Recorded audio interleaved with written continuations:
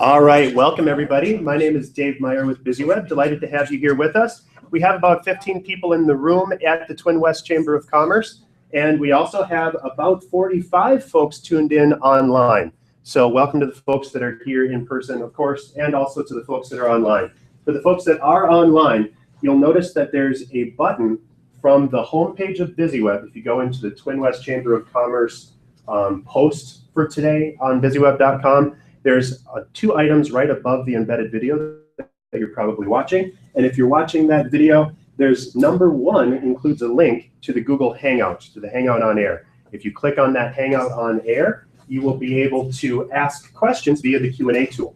We will check at about the halfway point to check your questions. And for everyone in the room, please do ask those questions as they approach them, or as they pop up.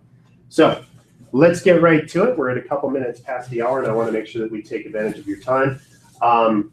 First and foremost, this is all about you. So if you do have those questions, don't be shy.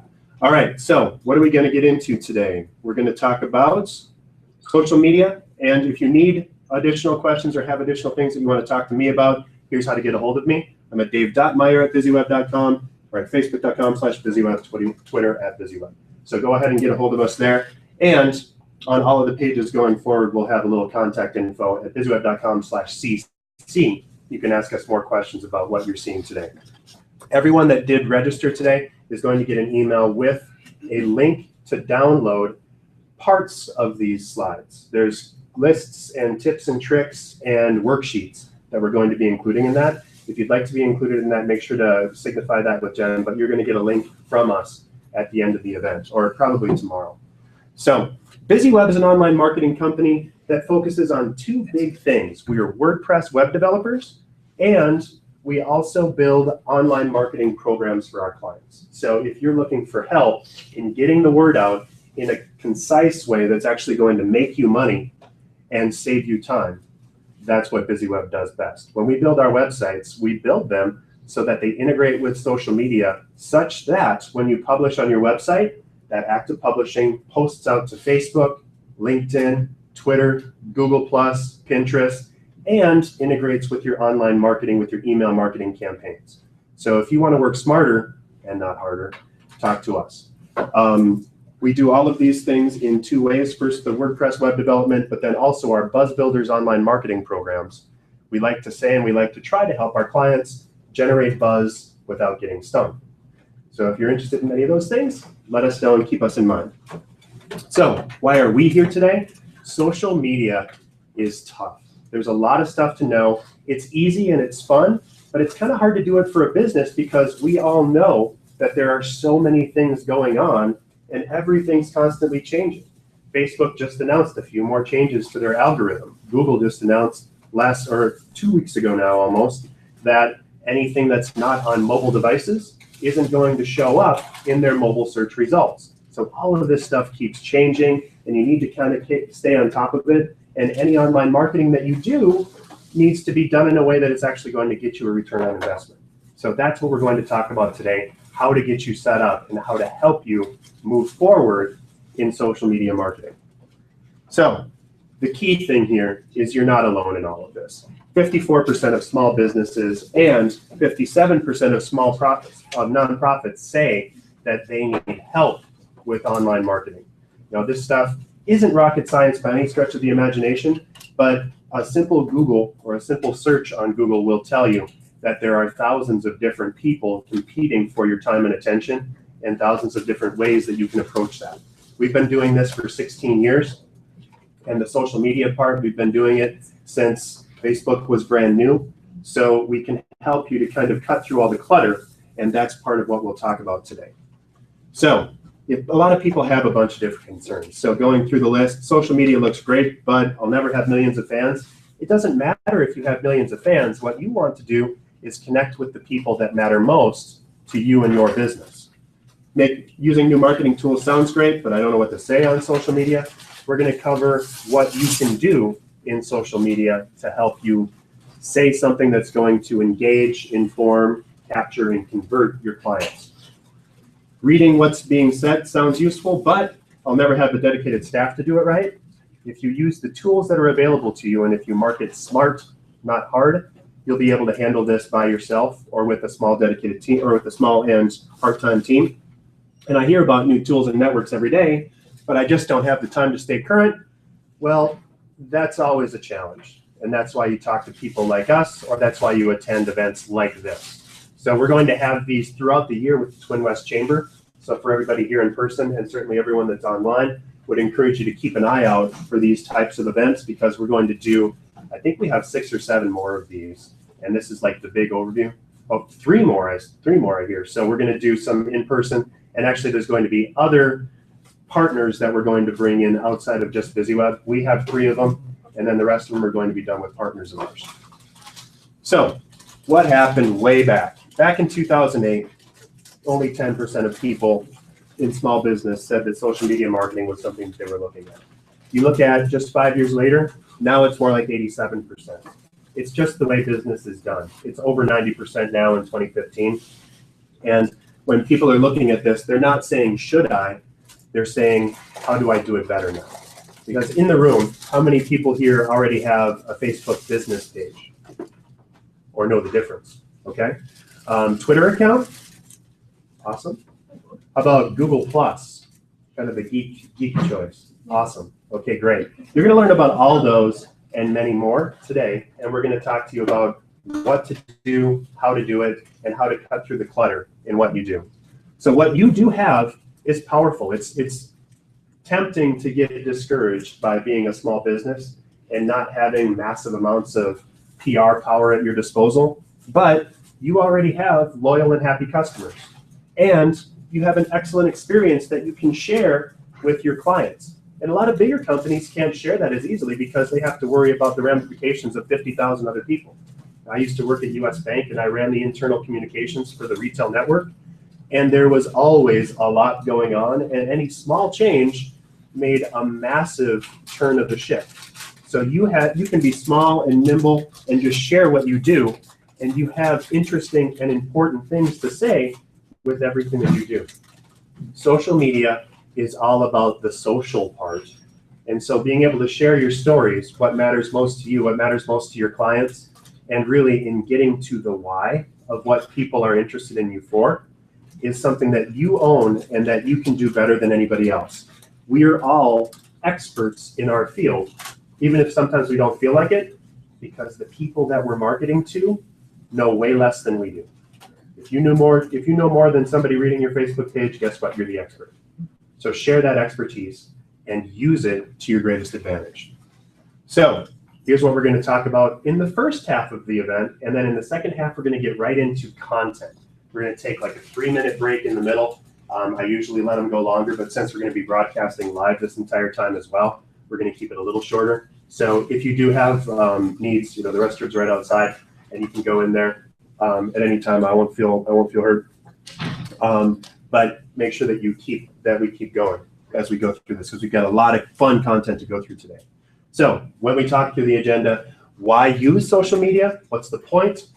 The top 5 social networks. We're going to talk about Facebook, LinkedIn, Twitter, Google+, Pinterest, and then we're also going to set aside a little bit of time for Instagram.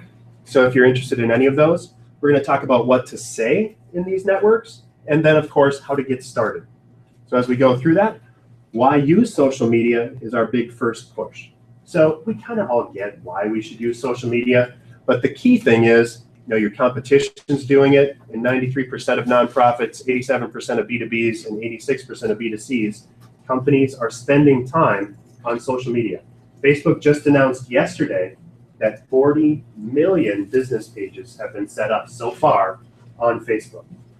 Out of 1.5 billion people, right? But 40 million business pages is pretty huge. So it influences decisions. If you're doing social media right, 74% of social network or people rely on social networks to guide purchase decisions. 55% share those purchases on social networks, and 68% learn more about a charity if they see a friend posting about it. We've all heard of the Ice Bucket Challenge, right? That was largely done through Facebook, and people taping themselves on Facebook, posting it up, and soaking their heads in ice buckets, right? So if you do this well, and if you can reach out creatively and be consistent in your communication, the sky's really the limit for what you can do. And so we'll talk about how to do that. Engagement is really the new word of mouth. We used to be able to send out messages to each other, or we used to be able to just talk over the fence about what's going on. And we relied a lot about word of mouth in our day-to-day business growth. But now there's these other things that you can use, like Facebook and email and Twitter and Pinterest. And all of that stuff serves the same function for the people that matter most to us. We now have conversations 24/7, and people can read our content at any time. I used to say that don't pick a fight with anyone that buys ink by the barrel. Well, we all have an unlimited supply of electronic ink, and so we can say whatever we want, and we can make as much of an impact as we have the energy to do. So as you're building this and as you're thinking about that, the power is in your hands now to have those conversations. And you have to think about this more as, you're not trying to spam people out or to send as many messages as possible about the benefits of your product or service.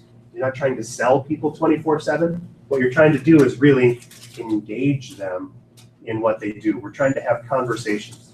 Social media is a lot more like a cocktail party than it is a guy on the street corner with a bullhorn. You want to have conversations with people. And I wouldn't walk up to any of you today and say, looks like you need a website. I can tell by your haircut that you really need a website. Or your social media really stinks. I can kind of smell it on you. So let's talk about what we're doing and how we can grow your business. But a lot of people do that, or the effect of that, in social media. All they do is say, your website stinks, or you don't do this, and I need to help you, and 50% off for the next 10 minutes. There's a time and a place for that, but it can't be the only thing that you do. So think about this, and all you need to do is be as helpful as possible to the people that matter most for your business in order to help grow your business. So let's talk about the cycle of how all of this stuff works. So first, as a business, you're going to provide a wow experience. Right? So you get out there, and then from that wow experience, you're going to also entice them to stay in touch. If you have business cards, if you have brochures, if you have a storefront, if you have something on your receipts that say, sign up for my email newsletter, or like us on Facebook, follow us on Instagram, give us a review on Yelp. All of that stuff encourages people to stay in touch. What you do from there is engage people. Once you get that email address, once people are already on your Facebook page, then you're going to continue to do what I call engage, inform, capture, and convert with your clients. You're going to be helpful and interesting when you engage them. You're going to inform them on the things that they need to know if they're going to make a wise decision about what you provide to them. You're going to capture their information again so that you can continue to go back and engage and inform until you convert them into your customer. So once you engage those people, then of course they're going to come back to your business. But that's only part of it, because that also drives social visibility. So if people like you on Facebook, if people follow you, if they share your content, if they're just talking about you, that's going to help also drive business back to your company through new prospects. Now, this is building that electronic word of mouth to get people excited about what you do. All right, so here's the top 5 social networks. We're going to talk very high level about these for the first go round. We're going to take a small break about halfway through today, and then we're going to go into how to write content for each of these different networks. So get ready. Here we go. All right, so out of all the top networks, we're talking about Facebook, LinkedIn, Twitter, Pinterest, Instagram, but there's also one that's kind of the dark horse, and not a lot of people understand it. Google Plus is something that's really incredibly powerful, but mostly maligned. Google kind of did this to themselves when they built Google as the answer to Facebook, but it's the propeller head version of Facebook, right? It's all geeky and kind of crazy. The people that use Google Plus are really into it, but it's not really that valuable as a social network because Facebook just does it so much easier. And so what we'll find is that Google Plus is really the killer trick to get you found on Google better, because anything that you post on Google Plus is a spark as far as Google is concerned, and they take those sparks and that affects your page rank to help you rank higher in your search results. So that's why we'll be talking about that one as well. All right, so first, let's go into Facebook. Here's our example of our Facebook page. Primary audience, of course, is everyone. And when you're trying to reach out, people are looking for useful and interesting, informative content. largely it's going to be multimedia. The more you can post pictures and infographics and videos on Facebook, the better off you're going to be. Text updates are great, but always try to connect with people through Facebook. You're going to give them the opportunity to take some next step. Best for sharing text, photos, and videos, and of course for reaching a large audience. It's also one of those things, especially with Facebook, when you're thinking about your content, you're going to want to perhaps at least consider the opportunity of boosting your posts. Back in the day, you used to be able to publish an update on your Facebook page, and anyone that, out of all the people that liked it, so if you had 1,000 people that liked your page, about 400 of people would see that, about 40%, right? So out of that 100 likes, or out of that 1,000 likes now, it's more like 40 people will actually see it. The actual edge rank of a given page is now in the 3 to 4% range. So if you're doing posts, if you're doing marketing for Facebook, don't go for likes, because likes don't matter nearly as much as they used to. Instead, what you want to focus on is engaging people in posts. And the killer tip on Facebook is with $50 worth of advertising, you can target exactly the right people that you're trying to reach. Facebook knows everything about everybody. And so if you want a mother of 2 that has kids that are in elementary school, that's really into gardening, and that lives in Plymouth, you can get those people. And for free, you can actually find out how many of those people there are in your given region, because you can fill it all out using the Facebook advertising tool, and it'll just tell you that there's 2,300 people that fit that description. You can use that to make marketing decisions before you ever spend a dime. And you don't actually have to spend a dime in order to find out that demographic information. So it's used by business to business, B2Cs, and nonprofits. You know, whether you're in a storefront, whether you're working with businesses, or whether you're a nonprofit, Facebook is kind of the grand unifier. It's almost like a second internet. And some have said that Facebook posts are now bigger than actual real emails that are sent out. Doesn't count spam, because spam is a crazy problem, but you know, out of the real emails that we actually send every day, there's more Facebook posts that go out than emails sent in today's world. So how about LinkedIn? LinkedIn is great for business, for people that are looking for industry news, for tips, for solutions, and it's best for sharing thought leadership. Mostly B2Bs are using this, but that doesn't mean that that's the only type of company that can use this. Perfect example, I work with a lot of construction contractors who are trying to find new people to hire. It's a really tough labor market right now for the construction industry. So they're like, well, I wouldn't use LinkedIn for that, because high school kids or folks that are interested in working in a construction trade aren't that likely to want to check out LinkedIn. Well, that's true, but the high school counselors that would advise people, hey, maybe you should consider the construction trade, are on LinkedIn. So you have to think about all the connections that you can make to your referral partners, or the people that will refer business to you, and that's a great way to connect them, is on LinkedIn. With LinkedIn, they actually have some of the best engagement on the web. And when you publish something on LinkedIn, you're going to find that things that go out are dramatically better read, and you get more interaction with people that are on LinkedIn than almost anywhere else. So if you're looking for that, if you're trying to reach out, and again, the message has to match the medium. You're not going to post about, you know, we're having a cute puppy contest at the corner of 9th and Broadway. You're going to post up, here are 3 tips that you need to know if you're going to refer business in my realm. And you're not going to go that far or be that forward, but you're just going to give them the opportunity to take that next step or inform them on the business decisions that they need to make. All right, so Twitter, young adults, 140 characters, right? Anything that you can do or that you can post. If you're looking for news updates, if you're looking for trends, if you're looking to kind of get a gauge for what your competition is doing or what the most prominent folks in your field are doing, Twitter is a great way to follow up. If you have original and curated content and can have the bandwidth to share a lot, Twitter can be a great solution for you. Where most of these networks you can post like 3-4 times a week if you're really aggressive, with Twitter, there is no upper cap. You have to think about all of the conversations that are happening on Twitter as a river, a flood of information that's just flowing down the information superhighway. So you could post 100 times a day and it wouldn't matter. It wouldn't make any more of a dent, or you wouldn't upset your followers any more than if you were posting once a week. Twitter is just that mass medium. You just post over and over again. Is anyone here familiar with Guy Kawasaki? He was the brand evangelist for Apple, and he actually is one of the most prominent VCs, venture capitalists out west. He posts on Twitter more than 50 or 60 times a day.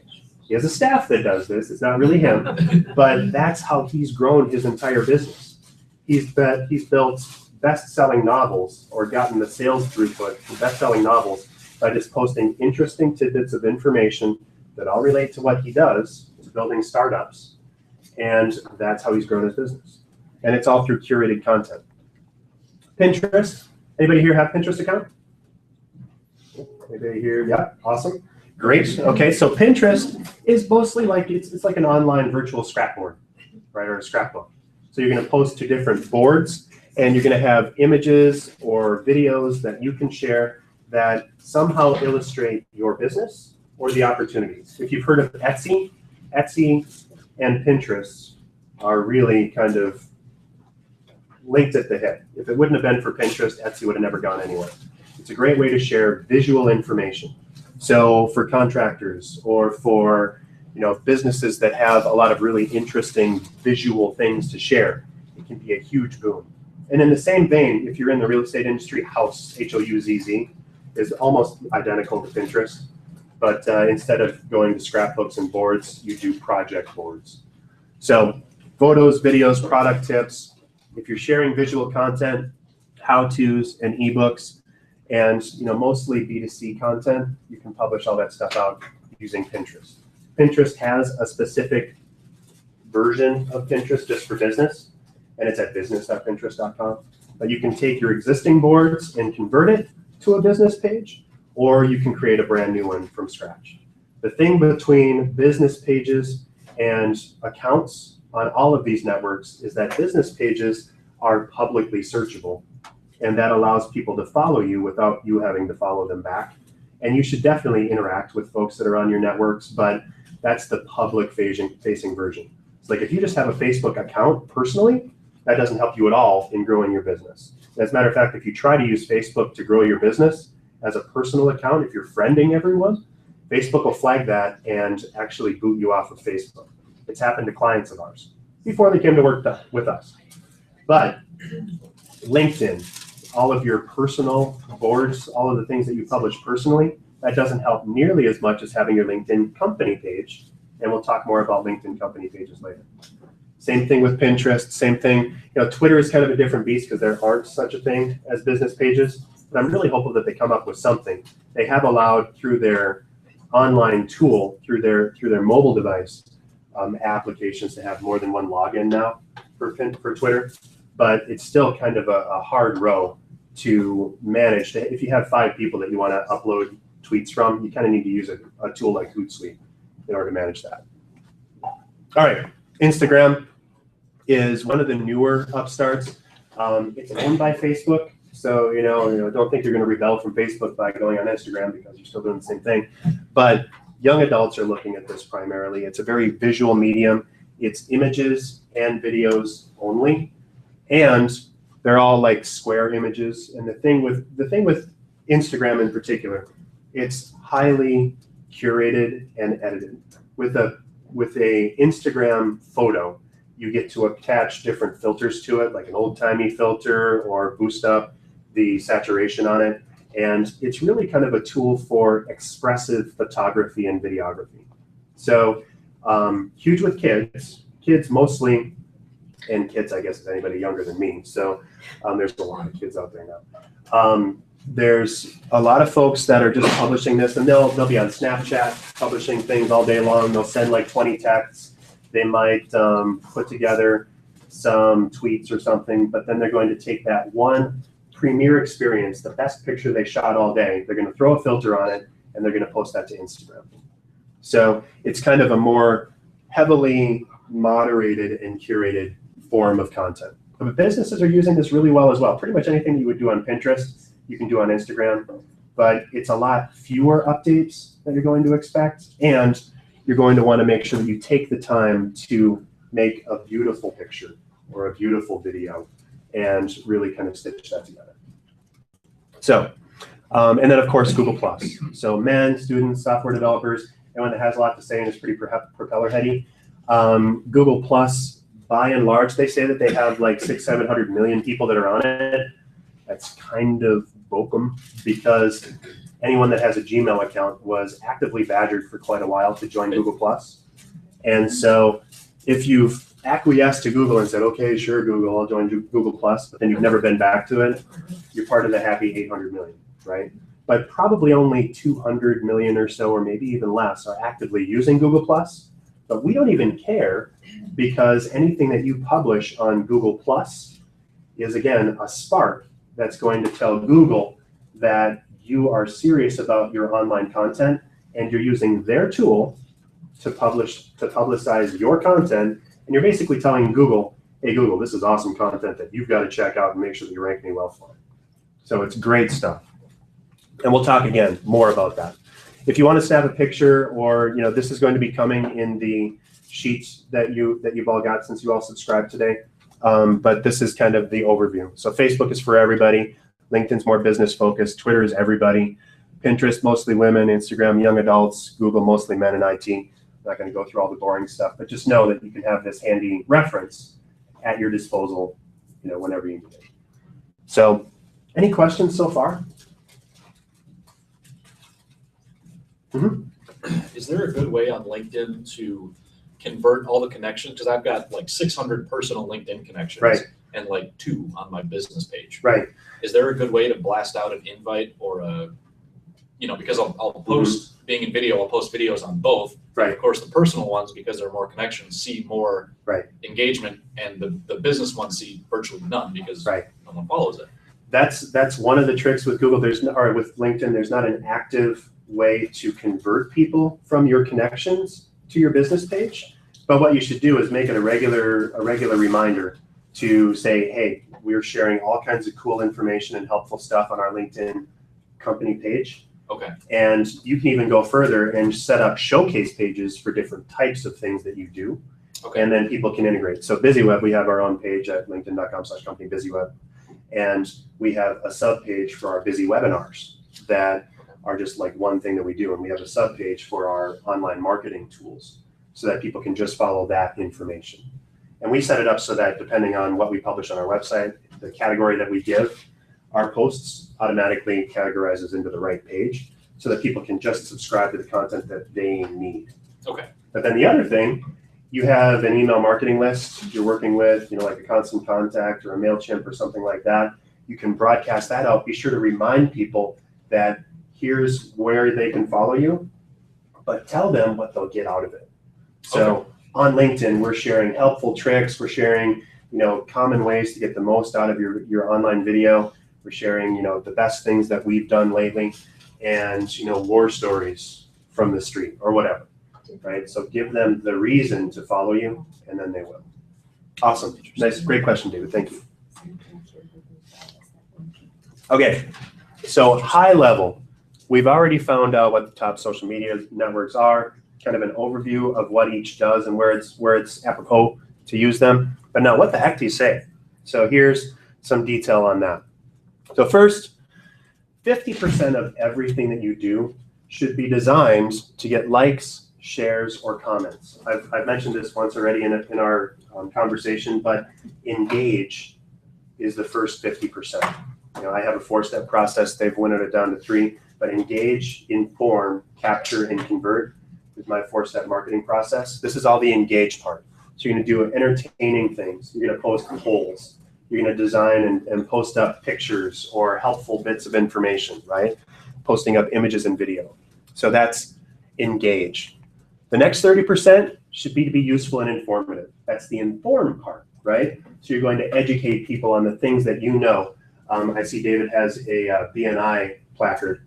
The type of stuff that you give in your 30, 60-second commercial in BNI that's designed to, A, tell people that you know what the heck you're doing, but B, make sure that they understand where they can refer you That's the type of stuff that goes in that second 30%, the informed part. And then the final 20% should be about your business. So things that are coming up for you, events that you've got coming up. And then once in a while, you can also post those specials or offers or buy nows. But I wouldn't do that any more than half of the amount inside of there. So 1 in 10 maybe should be overtly salesy. Again, this is not a sales medium as much as it is a connection medium that would encourage people to refer business your way or to think about you when the purchase decision comes up. You don't want to hit them over the head with that. We can do that in email marketing, or we can give that to them on your radio ads or whatever.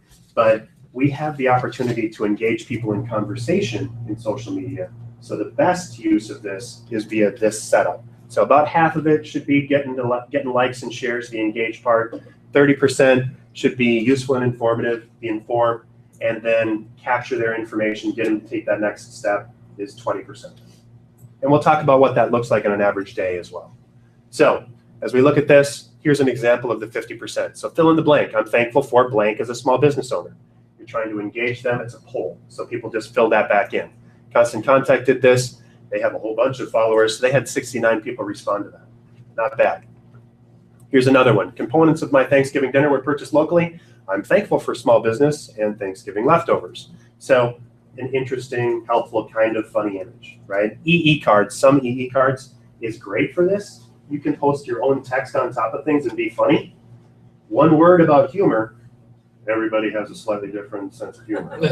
So watch what you're doing and make sure, the thing, imagine that your mom or your grandma or, your wife's mom or your husband's mom is looking over your shoulder when you're publishing, or they're going to be posting on it.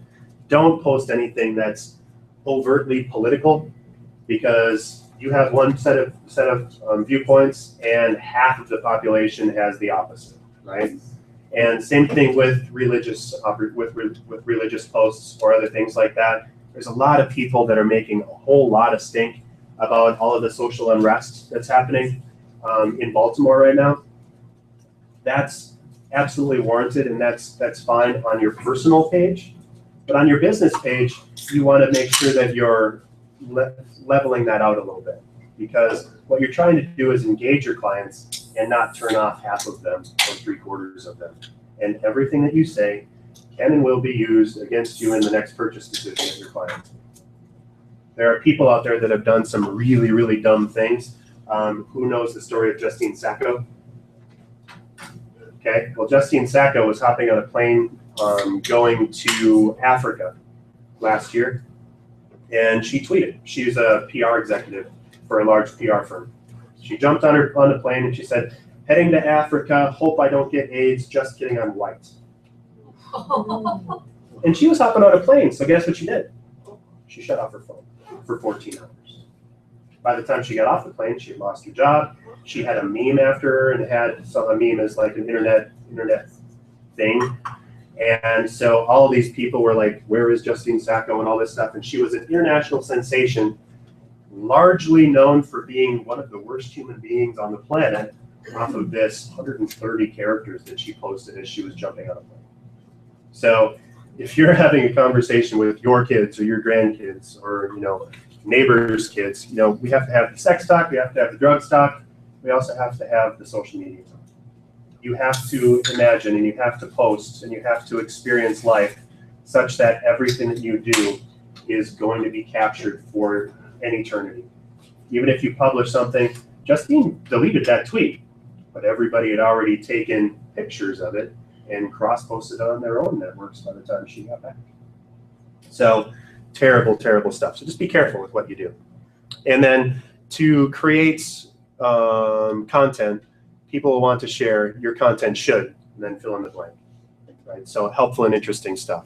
Success isn't just about what you want to accomplish in life, it's about what you inspire others to do. That type of content is designed to engage people, to just kind of remind them that you're around, to entertain them a little bit, to prove to them that you're the type of business that can either answer their needs or that they might want to refer business to. So what about the second 30%? Well, understanding PageRank to your business's health. So here's some images that they posted up at Constant Contact. So helpful, interesting infographics, right? We've all seen those. Constant Contact, yo diggity, I can't actually read that. Shopping lead, tell, Salesforce, I don't know. I'm gonna go with that's interesting and informative. People that are looking at it online can see it just fine. Our projector is just a little blurry. Holiday tip, help your business stand out from the holiday avalanche by adding personal touch to your customers are hoping for. One way is simply by adding you and your, or instead of I or we, to your content. We have a new collection of friends going on. So interesting stuff, things that you would know as an expert that they might not. Another killer tip for this is you probably subscribe to trade magazines or have access to the type of information that your clients don't have access to. If you're in the mortgage market, if you're a real estate broker, you could give them tips on where the market is going. You know, just a note, the Fed just announced something that our interest rates are likely to go up in the next couple of weeks, or interest rates are now lower than they've ever been since the Wilson administration or whatever, right? So posting that type of information kind of gives people that extra bit. You don't have to give away the farm or share any trade secrets, but giving them just a little bit of taste that says, boy, Bob really knows what he's talking about. I need to make sure that I follow him online. That's the type of information that you want to keep publishing. And then the 20%, calls to action, not buy now.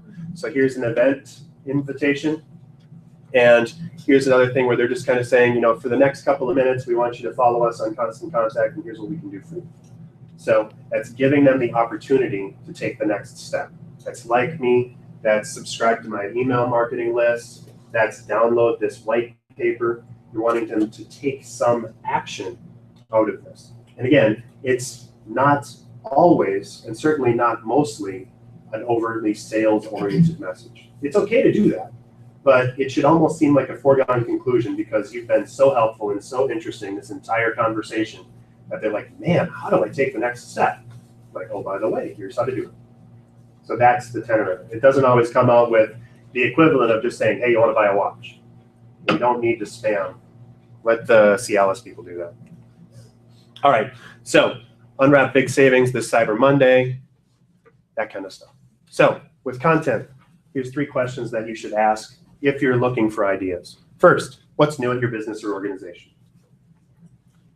What did you do recently to help someone achieve their success? What really zipped? This is where testimonials can come in. You can share, you know, Bob was having a terrible amount of trouble with this one product. We gave him the lead that he needed, and this is where it went. Even better, have Bob say that and ask him if he can post on your Facebook. What advice have people been asking you for lately? Frequently asked questions on our website are pre-made fodder for your social media. If you're getting a lot of questions on it, you know that people want to know about it. So publish those out. You know, split them out. Take them all off of your website. You can leave them there, but just hit 1 a week until you're out of them. Great, easy ideas. So here's an example on how this works in real life. We're looking at Donna's gourmet cookies, 1,650 likes, so she's doing something right, and she's got some holiday cookies that she's putting out. So she publishes this out, and she publishes up, you know, here's, yep, we have them at Donna's Gourmet Cookies. She posts up a picture, and then what happens next?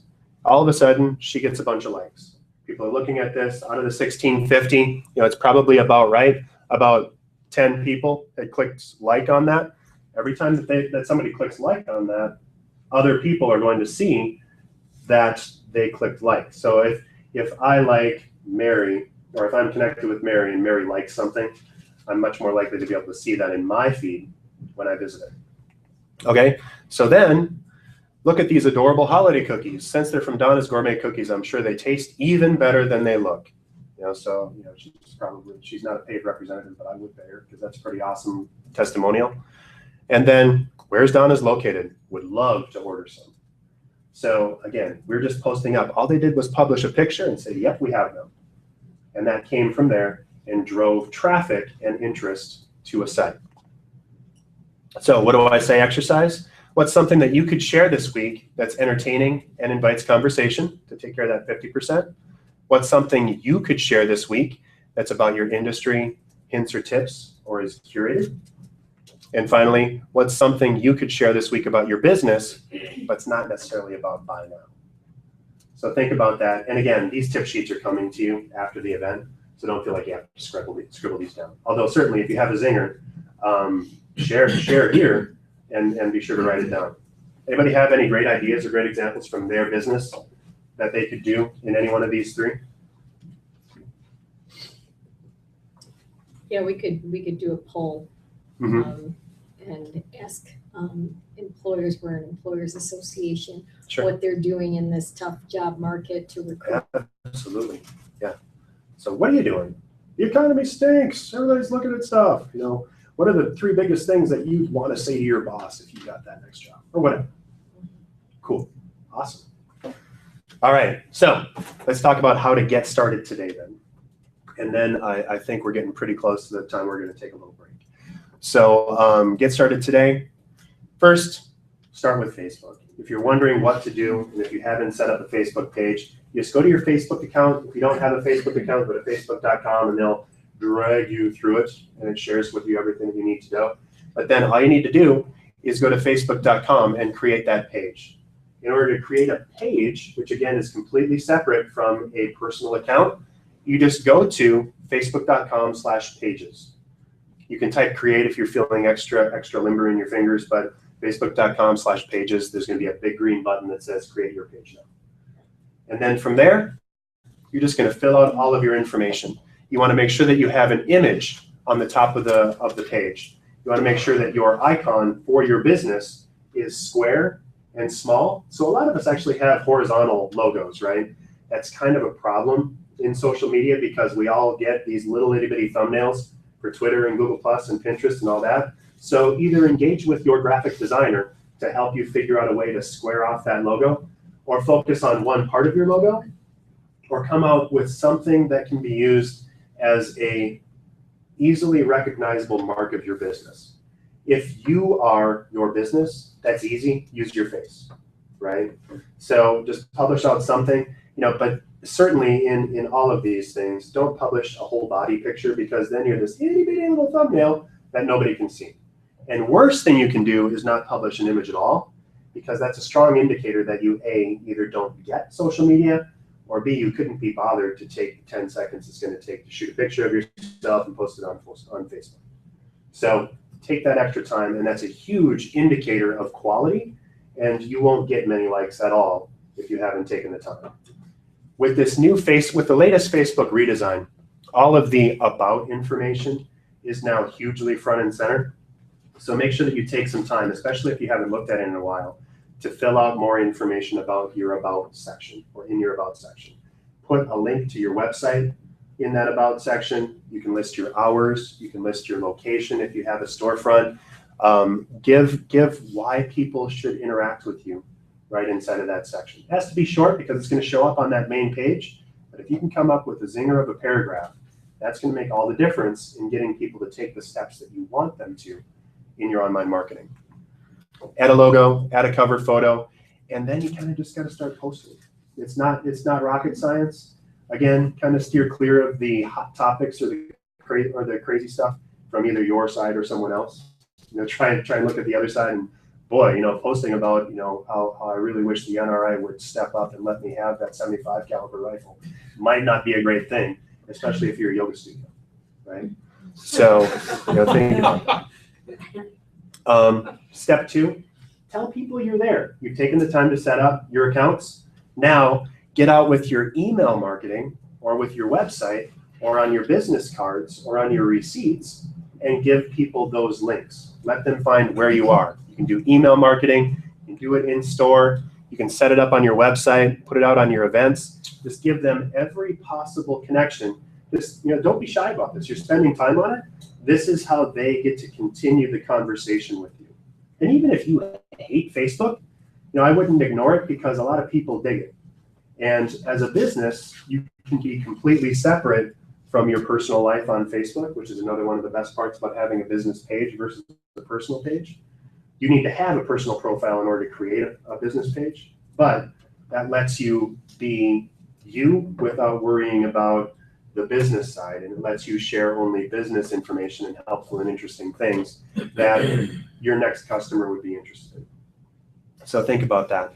Another small thing when you're setting up your Facebook page that I forgot to mention, make sure that you have at least a couple of administrators, a couple of managers on your page. Because especially if you're the business owner and you hire someone to be the manager of that page, if they go away, if they win the lottery, which is a lot nicer to say than if they got hit by a bus, then you're kind of sunk. It's really hard to get a page back. You know, back in 2009, I was the manager of a trade association that had a local page. It was the local chapter of that association. And the person that managed it moved to Austin, Texas. Somebody somehow got a hold of the management of that and renamed our very nice business communications trade association group page from thatgroup.com to the George Bush Appreciation Fan Club, with the tagline, "His wife killed a guy." I have no idea why. I have no idea how. I don't think Laura ever killed a guy, but they said that, and we couldn't delete it.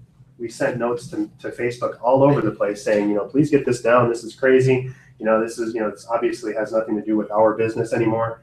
And Facebook was just like, well, somebody had it. So, you know, make sure at least a couple people have that managerial role.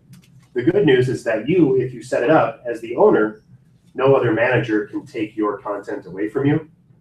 So, you know, people can set that up. You can manage and maintain that content. And then if need be, you could transfer ownership to someone else.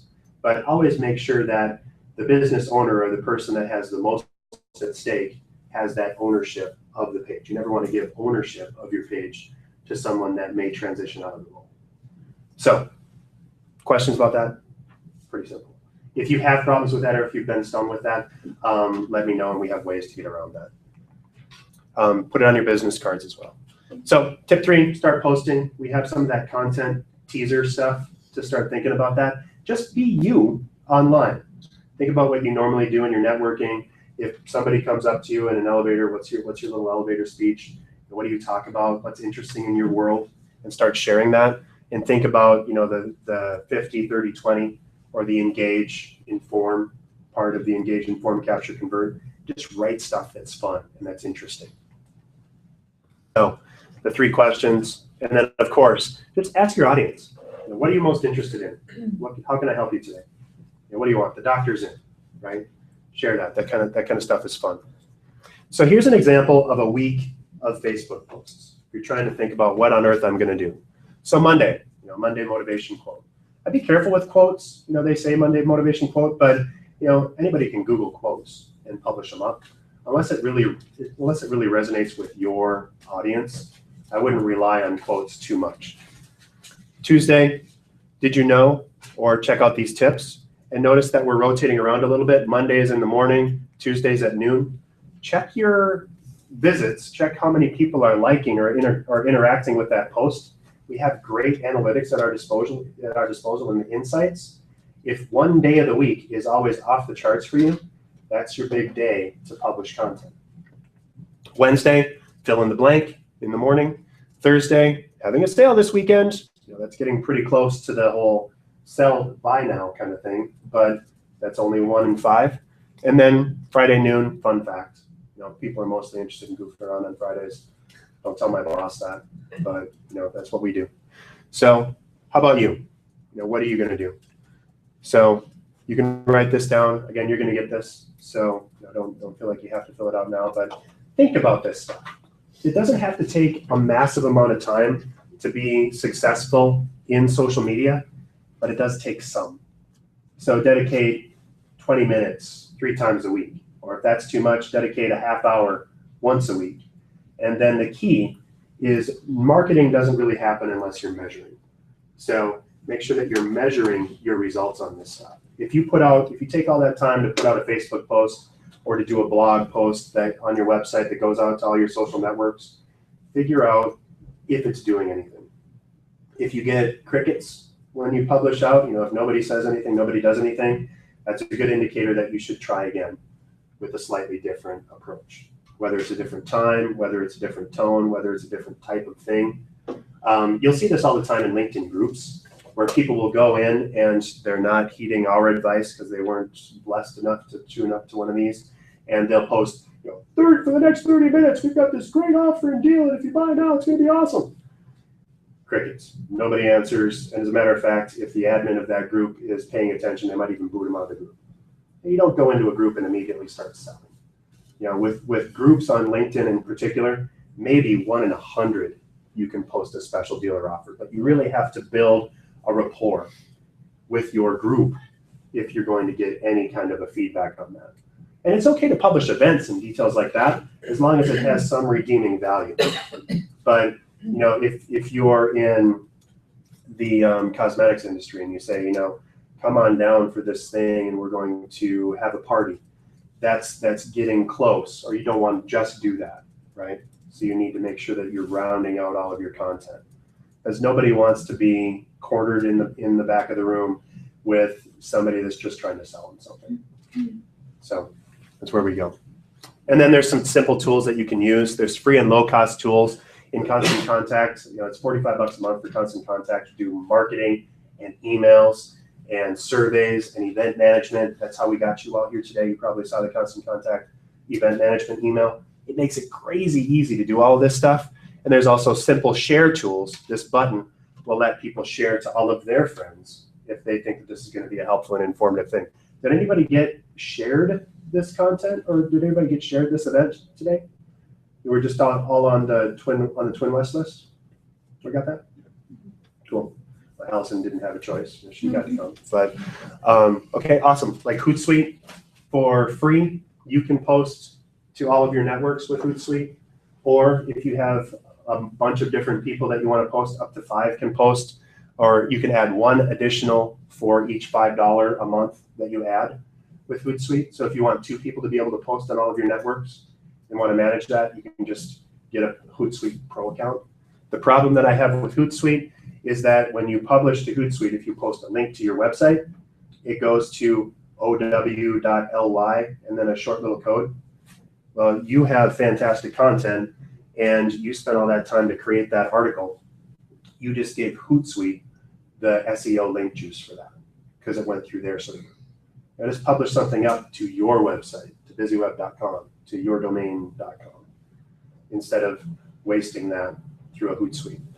And then Market Me Suite, which is owned by Constant Contact, another great tool, very inexpensive, works really well. You can just manage all of your social media all from one spot.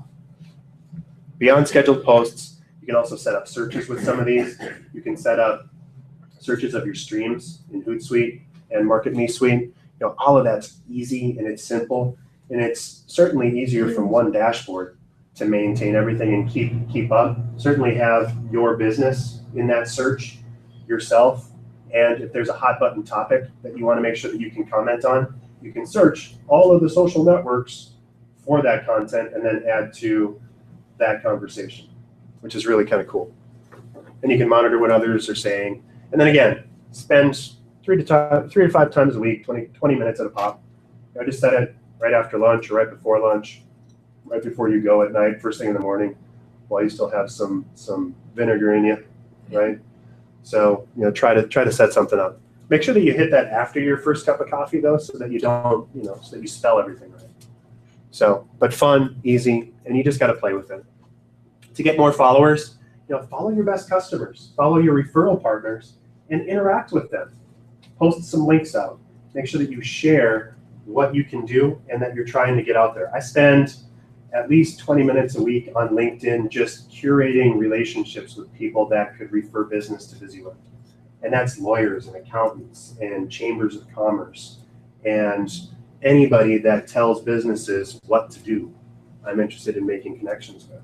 And then we offer them either trainings like this, or we offer, like buzz reports for our clients, and I'll talk to you about that in a little bit. We actually go on and we proactively analyze any given company's online marketing and tell them what to do to improve. And that's a free service that we do. But that's how I do it. Now you add all of your links to your email marketing, to your email signature. But be a little bit careful with your email signature. If you have 12 social media accounts, don't put links to all of them in there, or you might get flagged as spam for having too many HTML links in your email. So, I just do BizzyWeb.com/social to get people to all of my stuff. And put that out there. But your marketing campaigns, if you're doing brochures, if you're doing anything, let people interact with you where they prefer to spend their time. If some people are huge on LinkedIn but hate Facebook, if all you do is talk about Facebook, they're never going to see you. So do that and give them every opportunity to interact with you. So there's like buttons on here, and you can do all that. Finally, you can run a social media campaign, and you can do like-gated content on Facebook. So you have to like in order to see this special offer. You used to be able to like-gate your whole page where nobody could see what was on your page unless you liked the page, but Facebook took that away. Now it's like-gated to specific actions. So what you need to click like or click here for more is what that comes into. You're telling people this is what's up, and it's a free download or a discount or offer. Key is don't offer that anywhere else, right? So make sure that it's something that's really useful and is a member benefit for somebody that actually likes your online marketing or that likes you there. And you can use email to get more traffic, visits, and likes. Constant Contact actually does this for you as part of the tool, which is one of the things that I love most about it. You'd think it's just email marketing, but you can have, with Constant Contact, you just create a Facebook page promotion and do it basically for free for something that you would have to pay Facebook for otherwise. So it's inexpensive, it's really easy, and you have to have a third-party integration. You have to have like a specific API in order to even do this. And I just saw that fly right over everybody's head. They're like, API, what? Oh. You don't have to worry about it, you can just set it up. But if you're gonna get serious about marketing, take some time to really tinker with this stuff and see if a like-gated program or campaign can help you. It can be really, really fun. So, in summary for now, and then we're going to take a quick break, decide which social sites are right for you, of course. And if you're just beginning, start with Facebook. Give it a try. It's not tough. If you have Facebook, I would encourage you to do LinkedIn and then Twitter. And Google Plus should be something for everyone that enjoys getting found on Google, which is something we all should do. Schedule out your posts and set a weekly plan. In the next segment, I'm going to go through a monthly plan and what that looks like for you. And it cross posts on your website posts, your Facebook posts, your LinkedIn, and what all of that stuff can look like if you're humming on all cylinders. Spend 20 minutes, 3 to 5 times a week. Make it easy for people to find and friend you, and try running a social campaign and see if it's free. You can do all of this stuff yourself. None of this that I've talked about today is expensive at all. And different people have different ideas of expensive, of course, but $45 a month is pretty darn cheap for what you get. And just try it. So I think that's it for now. Do I have that? Click. Okay. So we'll take a 3-minute break. If you have want to get up and stretch, we'll turn on the lights for just a second. For everybody that's online, I'm actually going to switch and look at your questions if you do have them. So be sure to submit those. And we'll be back in just a moment.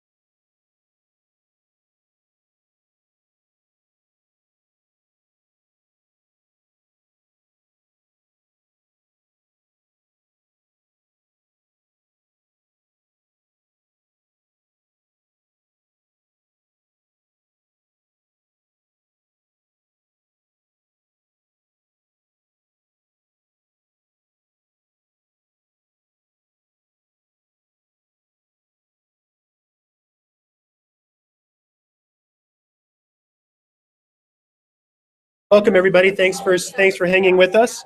If you are attending online, be sure to ask some questions. I noticed that there was a little bit of a concern about if you could see at one point, and so we'll go through that.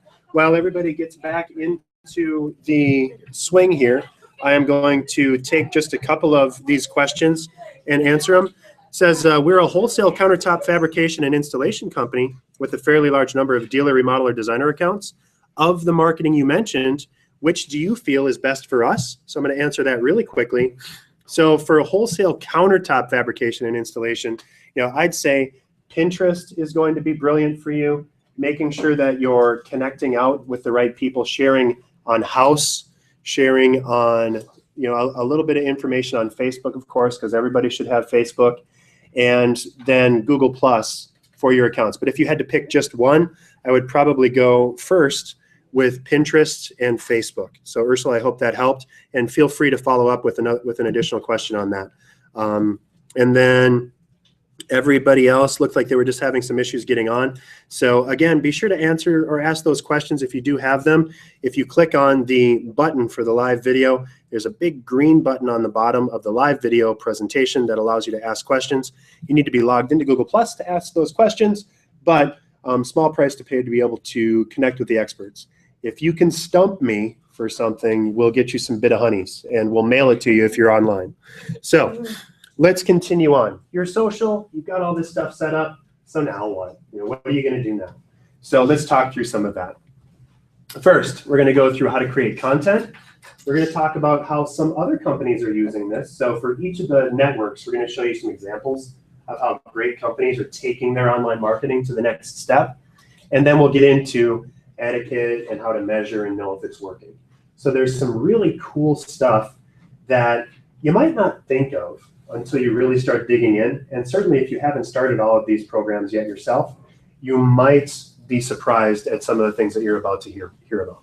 So let's go through some of the networks first. And again, this is down in the weeds. This is what people are already doing and some additional tips on content. So content best practices for Facebook. Again, all of these, you're going to do get likes, shares, and comments. The entertain part, useful and informative, is 30%, and then about your business, no real buy nows, or at least a very limited amount of buy nows, but the 50, 30, 20, keep that in mind as you're publishing. Text updates for Facebook, okay, so fill in the blank. You tell us. What I don't understand about Pinterest is, and there's a little hashtag in front of that you might not be able to see in the room here, but we'll talk about hashtags in a minute. Questions. Question, what would you do on this functionality about your account owners can create different logins for up to 20 accounts and blah, blah, blah, blah, blah. A, B, C, or D. You're going to have a much higher response rate if you don't do a fill in the blank, if you do A, B, C, or D. And usually people will just tack on and add what they want to say, especially on Facebook. But don't make it too complicated to respond to you, and you're going to get a lot better response. And again, you don't really need to hear what people are saying as much as the benefit you're going to get from having a lot of people interact with your posts. If you have people that answer questions for you every single day and that interact with your posts all the time, even if it's your mom, that's awesome for your edge rank on Facebook. That's going to get you shown more often with all of that person's friends. So it's a great way to just kind of network out and to share and to grow your reach. And then fun factor tip. Like it or love it, 60% of all online jobs come from small business. So interesting stuff, tips and tricks that you know about, things that you can fill in. And again, out of text, these types of questions are the easiest to do. Sharing great customer experiences would also be in there. Testimonials from clients would also be great. But text kind of takes a backseat to visual content, especially on Facebook and definitely on Pinterest and Instagram, right? But you can do photos. If you do photos, again, make sure that they're engaging. If you're publishing photos of a public event, you want to be careful that you've at least implied that they can be shared on this. And so maybe at your event, if you do an invite and you're taking a lot of pictures, you put in somewhere in that click here to agree or click here to register that you agree that your company can use their image for promotional purposes, right? That's just good practice. Don't sneak up behind someone or get a picture. You know, if you notice that Barack Obama is standing in front of your building, you know, don't just sneak up and try to get the logo behind it and say, Barack Obama loves BizzyWeb, whatever. So can be tricky, and don't imply things that aren't there. But posting pictures of events like this is usually cool as long as the person isn't doing something embarrassing, right? So keep it happy. If it's a beer chugging competition or something, you might not want to post that on Facebook for your clients because that might earn you a anti-fan, right? Videos. With videos, it's really interesting. Facebook about a year ago integrated this into their timeline feed. When you scroll down, you probably notice now that as you're scrolling on the web and on your mobile devices, the video starts auto-playing. Right. The trick with that is you have to make sure that your video is engaging right from the get-go and without needing audio to be effective. Because 99% of the time when people are scrolling through their Facebook feed, they'll see that video, but they're not going to click on it so that they can hear it. So if you're relying on like a spoken word narrative to convey some part of your message, getting at least some text on that main page, maybe it's just closed captioning or something that'll give them a reason to click on it, is going to be really helpful. And you have to make it compelling if you are going to actually ask them to click. So, you know, laughing babies, kittens, whatever, all that stuff, that's all great and it can be helpful and informative, but make sure that it's engaging enough on its own in silent film to be effective. So, and of course, make sure that your action is right up front. Because if you have a broad fade in that's going to take 5 seconds for people to get into, all they know is that they've got that broad fade in. They've been scrolling past it already and they didn't see your amazing content. And then finally, digital content, infographics. We talked about some EE cards. There's tools out there that will help you build all of this stuff really easily. Be helpful, be informative. There's infographics all over the web. Sometimes you have to watch out for ulterior motives. So watch the image that you're actually using and the logo that's on that, and do your research before you publish it. Because even if it's relatively innocuous, you know, most kitties wake up on the sunshiny side of the bed, or that one with the cat saying hang in there, right? If it links to the National Nazi Party at the bottom, you probably don't want to link to that. So, you know, look at it and just be careful. For Facebook, here's a content exercise. And again, this is coming to everyone that's online or that's here in the flesh. And so think about it again, 50, 30, 20, you be useful, informative, educate and inform and get people excited. So think about it, fill in the blanks and questions and regular content, photos, videos, links to blogs, curating that content. You know, think about that. And you can use this to just kind of enter in one idea for each of those as you're moving forward. Yes? What about using an article you read that's appropriate for your business? Absolutely. There's a trick if you're going to do this on your website and versus having it in Facebook. So with Facebook, you can just grab a link for an article, paste it in your news feed, and it'll automatically grab like a little bit of text. If you're going to do that, take a couple extra seconds to explain why this is helpful or interesting, add your commentary. That'll give them the extra help that they'll need to click on it. If you share. When you share. Reading something from the Post. Yeah. Or whatever. Right. That's New York Times. Yeah. Yes. So you share that, and then you say something about it. Right. You would paste in that text. Facebook automatically grabs the image if there is one and the first little snippet of information. Add your content to the top of that and say, here's a really helpful article that I thought was great, and you could even talk a little bit more about that. Or, you know, I agree or I disagree. If you're on your website, you need to be careful with that. You don't ever want to copy the entire length of an article. And you should do what I call Oreo posts. And that's, you give a little bit of snippet of information, your lead in to a bit of text or to an article. And then you're going to take just a small little bit of that article, like the most intuitive part of that article, or what you really thought were the salient point, and you put that in there in just a little snippet, and then you link to that article, and the other side of the Oreo, you explain more about that article. So just share an itty bitty little bit, give them enough to click more, but don't grab the entire piece of content, or you can get nicked for plagiarism or for copyright infringement. So, and actually BizzyWeb has gotten hit by this before when we were sharing what the person that we were publishing from thought was a little bit too much creamy filling from our Oreo post. They wanted less than a sentence, and we published 2 sentences because it was a quote from a person. Like, oh, I said this. We're like, well, okay, fine, we won't promote you then. And so we pulled it back off. So. You say in your website? Yes. The blog area of your website? In the blog area, or some companies just call that news, but anything that you publish in posts. And if you're doing it right, you can publish a post and have that post auto promote itself across all of your social networks. So that would be a great way to grow your business and grow traffic to your company, and to help expand your link rankings for Google and other search engines. So great question, thank you. Creating an editorial calendar, again, plan weekly and take time on Friday to think about the next week. So get ahead of yourself a little bit. You don't want to publish out too far in the future. I don't know what's going to be happening in November yet. So it doesn't make any sense for me to have too much content, other than maybe the types of content that I want to publish. But always leave yourself a little bit of wiggle room to be current. If your posts are out there, you actually run a lot of risk. And we'll see a lot of this where people are publishing tone-deaf content.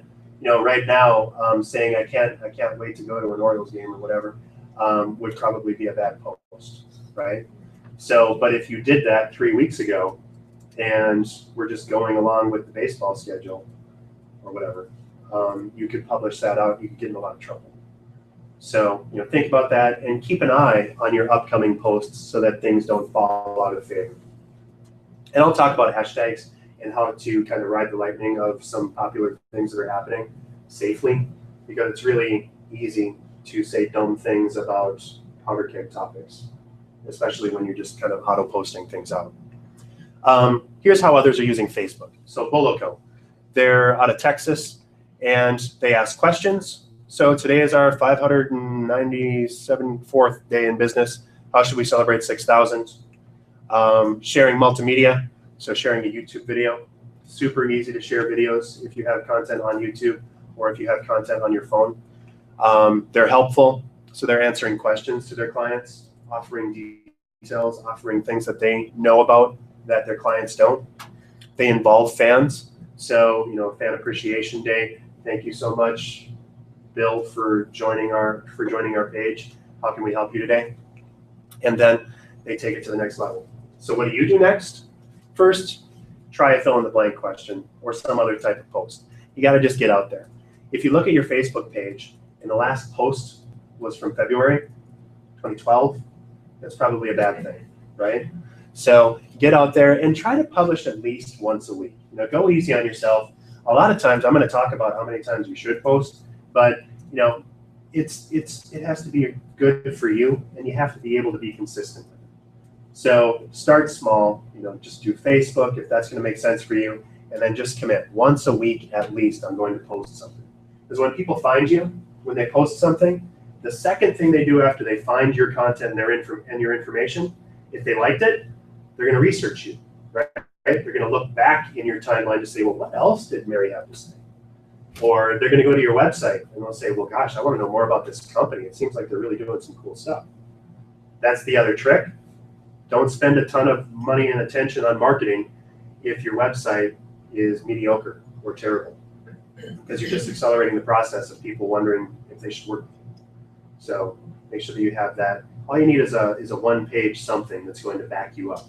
But if people are Googling for you and they're not going to like what they find, you'll make sure that you take steps to fix that. Create visual content and share that, and then monitor your page. Is your content engaging? On Facebook, there's a great tool. If you're a manager of your page, it says Insights, and they give you helpful graphs and tips and tricks and engagement factors and all this other stuff. They really want you to spend money on advertising, so they make it as useful and informative for you as possible. Now, you don't have to spend money with them, but there's a lot of really cool information that you'll get. They'll say, 85% of the people that visit your page are men ages 45 to 65. Great. I now know that I should post articles that would probably be interested to that type of person. Or I'm really trying to reach 23-year-old women, so I'd better change the content a little bit to match that. Okay, so questions on Facebook? Perfect. Everybody kind of knows Facebook. Twitter, content best practices.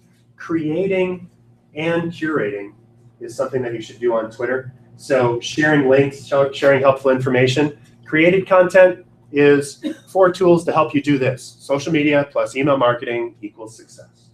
Right? It's a link here. Notice they're linking via Hootsuite. So all of that wonderful, yummy link juice they sent off to Hootsuite. I'm sure Hootsuite really appreciates that. Now, Constant Contact doesn't need much help in getting found, but Owly is, in my opinion, kind of wasting your links. And then curated posts. Why social marketers think mobile first, infographic, and then they link to that. So they linked to an article elsewhere on the web and told people why they should bother to click. So when you do this, think about that. If you want to post content anywhere on the web, you need to be as useful as possible to the people that are reading if you want them to take that action. The other thing is, don't be afraid to share your expected next action. Give them a call to action on every page of your website, in every post that you do. Click here for more, follow us for more, all that stuff. Make sure you give people opportunities. And we have so much coming at us every day that you need to be very clear with people if you actually want them to take an action and do something. Retweets, sharing the love. We're going to talk about hashtags in a moment, but if you see something on Twitter that was just really cool, somebody that you know or admire, one of your referral partners or someone that's prominent in your field is posting something, retweeting that post is great. There's a simple one-click button that you can do for that. I usually like to try and add at least a little bit more content to it. So there's a retweet plus and say, here's three great tips that Jim Smith had on online marketing. And then you put the link in there and retweet it. And then hashtags. So 265 motivating # quotes for # small business owners, and then the Owly link. The hashtag thing. Jimmy Fallon has the hashtag thing, right? And there's hashtag the panda and all that. What the heck is a hashtag? It's just a # that links to some bit of content. Creating a hashtag is no harder than putting a # in and first searching so that you make sure that you're not piggybacking somebody or hijacking someone else's hashtag, but using some content. So we could have very easily done TwinWest BW seminar hashtag, and then you all could have talked about how absolutely fantastic. I'm not. Right? So publishing that stuff out, that's a great way, and you'll see this a lot at conferences. So for international conferences, I was actually presenting at an international conference in Toronto once, and on my keynote, people were talking back and forth, and we could see it. And it turned out that it was an early morning kind of presentation. It was the first thing of the day, and there was a really loud air conditioning vent that was blowing, and people were like, oh, crap. So someone in the room hashtagged out and said, hey, hashtag that conference. We're freezing our butts off down here, and we can't hear Dave talk. Can somebody help? But within 5 minutes, those people had gotten a hold of the hotel staff, and it was fixed before I got through my 7th bullet point. So helpful, interesting content, and it's also a great way to follow trending topics. So you see, if you've been on Twitter much, there's trending topics down the side, and those are trending by location. So there's trending in the Twin Cities, there's trending in Minnesota, there's trending in the US, there's trending in the Philippines, right? So, and there's trending in Nepal for sure. So as you look at that stuff, you can kind of ride the lightning and engage and interact where people are already talking a lot. So, Fallon does his hashtags on Wednesdays or something, I think. And when he does that, it becomes a worldwide trending topic, usually within a half hour. He has several million people that are always tweeting in on him. Now, here's the danger with hashtags. Here's hashtag abuse. Here's the danger with hashtags. You have to make sure that what you are commenting on and what you are using that hashtag for resonates with the spirit of everyone else that's talking about that hashtag. So, great case in point. Kenneth Cole published something a couple years ago about they locked in on the hashtag. Remember when there was all the Egyptian unrest? People were like burning things in the street, and it was all about the elections. Well, Kenneth Cole published, we hear there's a lot of interesting things happening in the streets of Egypt. They must have just heard about our new shoe line and hashtagged into that same thing. Well, they got crucified for being completely tone deaf and jerks, and they kind of deserve it. So you want to be careful with what you do on that. But again, make sure that you search your hashtag first, because somebody else might be using it for a very different reason than you. And just kind of think about all that. But if you want to hashtag, like I have a hashtag that I use relatively frequently for busy webinars or busy tips. Whenever we publish tips on social media, we hashtag with busy tips. So you can just search through Twitter for all of our busy tips. So that's a decent use for hashtags. Questions about hashtags? Yes? Do you have to use hashtags? You don't have to. I mean, I have a few that I use, Mhm. but I get pushed by our marketing people to keep using them, and I feel Right. like it's bordering on hashtag use. Don't do more than 2 or maybe 3 hashtags per tweet, Perfect. because it gets, kind of It's cutesy and Yeah. annoying, right? So I just woke up this morning, hashtag so tired, hashtag need coffee, hashtag save me now. Yeah, that's dumb. It doesn't help anything. So, and hashtags are really still for Twitter. You can do hashtags on Facebook, you can do hashtags on Google+, but it's just, again, it's tone deaf, because, I was doing this, and I was actually cross-posting all of my stuff across multiple accounts. And so I was live tweeting a conference, hashtagging that conference so that everybody knew what I was talking about. My friends on Facebook were like, have you gone insane? What is that? And so that's kind of where we came into. So couple, 2 or 3 hashtags maybe, but we like to, just, if you wouldn't talk like this whenever you do a hashtag, that's a good indicator. And for the folks that are online, I'm doing the air quote hashtag thing, right?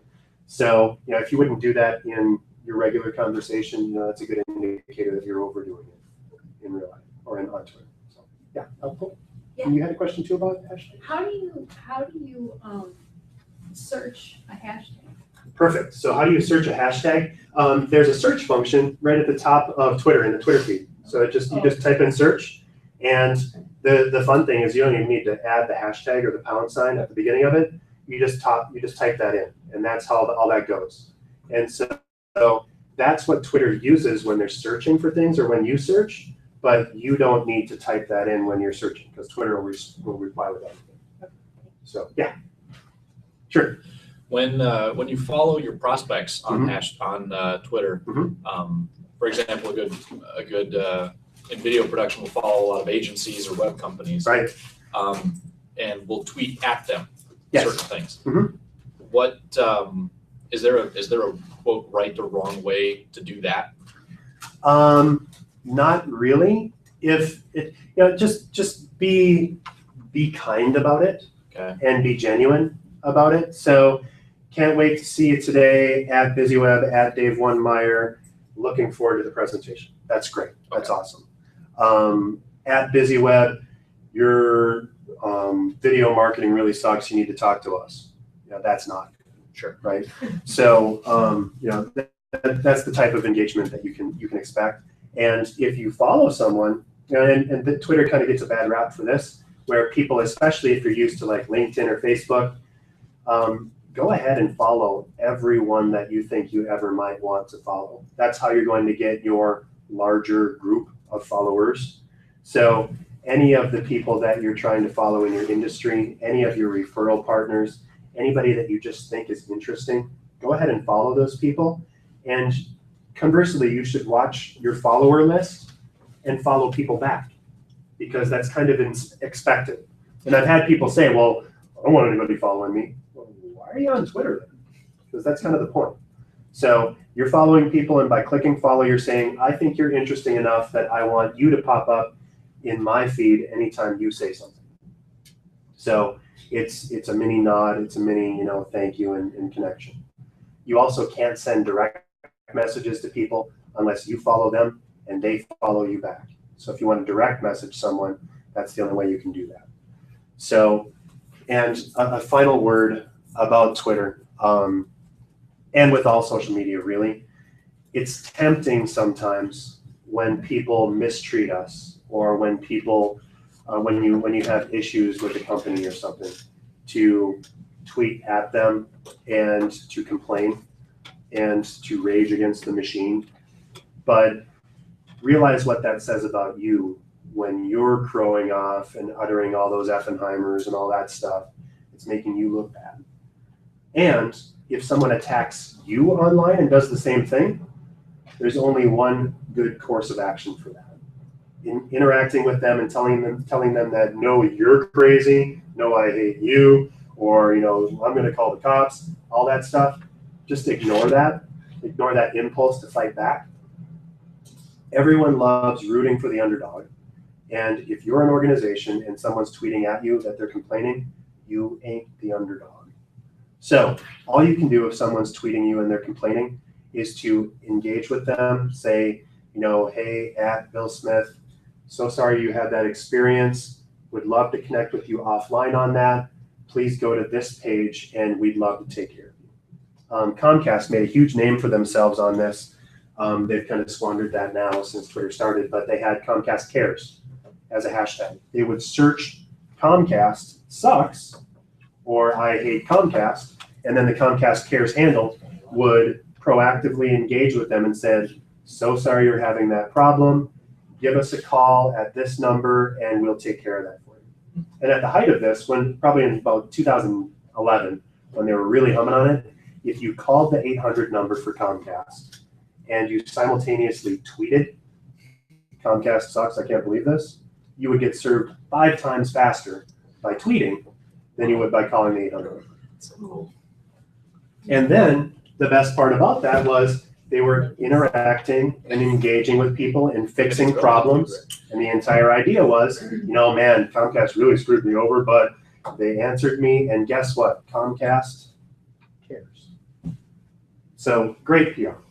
But that's only if you handle it right. Attacking people online is a big no-no, and it's going to work. It's going to go badly for you. People just want to be heard.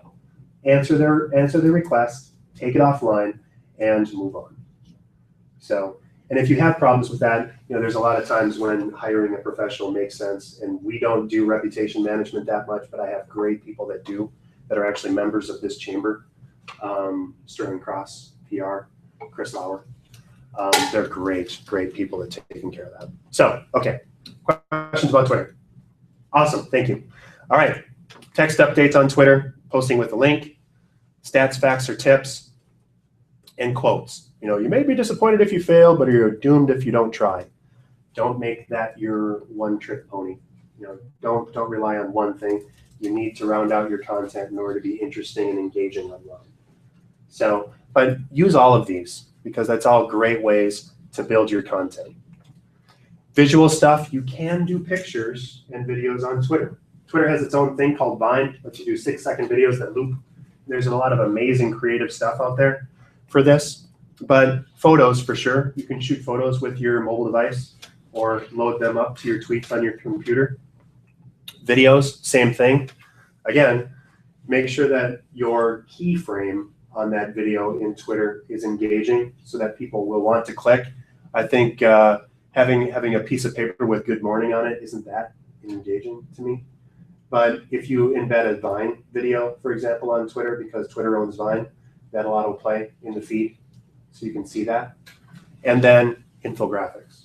Great stuff, great tools. There's things that you can do very easily. I'm blanking on the name of it, but there's a great tool that you can use to create infographics on the cheap, on the fly. And all you need to do is have an idea. But present something visually instead of saying, did you know that 3 out of 4 people are really engaged in blah? Having a pie chart that says, in yellow, this part of the pie chart looks like Pac-Man and this part of the pie chart doesn't, that's a whole lot more interesting, right?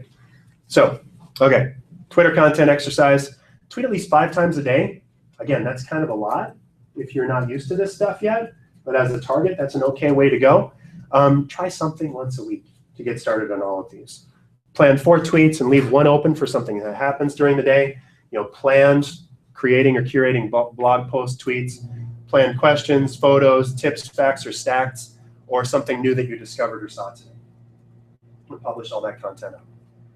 How others are using it, here's the Courier Museum of Art. Again, note, they've got a nice square logo, and they're using that background. Even less people understand that you can get a fancy backdrop photo on your Twitter account than Facebook. But really, Facebook and Twitter almost look identical now if you visited them online. So take that time. And the about text is huge front and center now. So if you don't have anything about you, and if you haven't published or if you haven't put up a picture, so you're what I call and everybody else calls eggheads, because if you don't have your own picture, you just have an egg for your profile ID, you're not going to get many people to follow you. So publish that stuff up. They post news and events, 1 hour until balloon drop. Share fun facts. Great video about Abigail Ann Newhold. We love that she's getting letters from our visitors. And retweeting others. If the building is burning down, you can save 3 paintings. Which ones from the Curio Museum do you do? And they retweeted that. That's great stuff. And then they curate content. Great video about Abigail Ann Newbold. We love that she's getting letters from our videos. She curated that across, and they shared that across their network from their own content. So what do you do next? Tweet at least 1 time a week, at least 5 times a day if you're really into Twitter. You can't overdo Twitter. It'll feel like it, but you can go crazy. Share curated content and retweet or thank a follower. Totally cool to say, hey, at company name or at person, thanks so much for following me. Hope you dig it. There's a hashtag out there called Follow Friday, #FF. Tomorrow, that might be a good way to go. The people that are in your feed that you get the most value from, do #FF and then put their at in there. Give them a shout out and say, these are great people that you might want to follow to all of your followers. So share some of that one. Cool. All right. Let's talk about LinkedIn. We went into this a little bit, but pages versus profiles. If you haven't set up a LinkedIn page, you're missing the ability to get publicly searched on Google and a great way for you to keep all of your content in one spot. What's the difference? Well, here's a page. So this page is the company, and anyone that's been approved inside of the company can post on that page. This is a profile, and this is Kristen Curtis. She's actually the lead social media person for Constant Contact. Met her, she's brilliant, and she posts all the time. If someone in your company has a personal profile and they're using that to publish all of their news, if they go away, you're going to lose all that content. If they're publishing on your company page, you keep all the content, which is what you want. So that'll be a big help for you. So fill out all of your information on both sides of the account. And there is a thing called showcase pages, which are like sub-pages of things. So if you have 3 different products or services, you can do sub-pages about each one of these. And that just gives you deeper content that's engaging. Add content to your company culture, your products and services, and recommendations. In particular on recommendations, make sure that you spend a little bit of time to give shout outs to the people that matter most in your business. Recommend your best referral partners because they'll, A, really love getting connected with and saying, Bob is really a great person and he's always been there for me on this particular business product and he's the only person I go to for this. The other thing about that is when you provide a recommendation, LinkedIn is almost annoying on your behalf about saying, hey, Dave just provided a great recommendation to you. Why not return the favor? And then you'll ignore it and they'll come back and say, hey, I really gave you a good recommendation. You sure you don't want to do this? So it's a great way to get recommendations.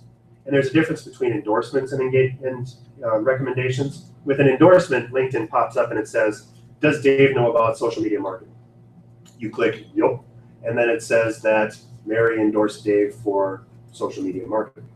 That's great, but some people are actually mixing this up and they're just spamming the heck out of everybody with the hope that they'll get endorsements back.